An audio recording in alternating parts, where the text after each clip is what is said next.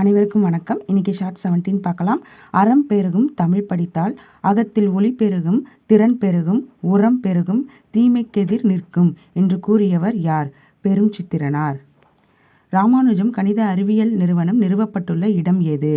சென்னை. ஏறு தழுவுதல் என்னும் வீர விளையாட்டு நடைபெற்ற நிலம் முல்லை. கிபி 18ஆம் நூற்றாண்டின் தொடக்கத்தில் டேஷ் மன்னர்கள் காலத்தில் ஓவியக்கலை நன்கு வளர்ச்சி பெற்றது. மராட்டியர். கால்டுவெல் மறைந்த ஆண்டு 1891. சங்ககால புலவர்களும் மதுரையில் வாழ்ந்தவர்களுள் பொருந்தாத ஒன்றை தேர்ந்தெடு. திருத்தக்க தேவர். ஹிட்லரை மன்னிப்பு கேட்கச் செய்த தமிழர் யார்? செண்பகராமன். ஆழி என்பதன் பொருள் மோதிரம். அரிமர்த்தன பாண்டியருக்கு அமைச்சராக இருந்தவர் யார்? மாணிக்க வாசகர். ஓவிய கலைக்கென தனி இலக்கண நூல்கள் இருந்தன என்பதை அறிய உதவும் நூல் எது?